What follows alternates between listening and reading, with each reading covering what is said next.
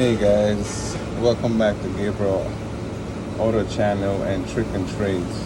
Today we're working on a skid steer.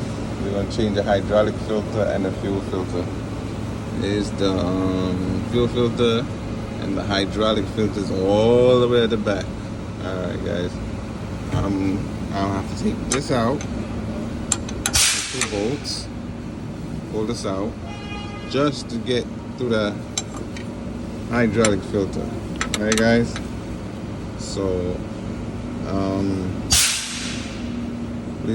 please subscribe, like, and comment and follow.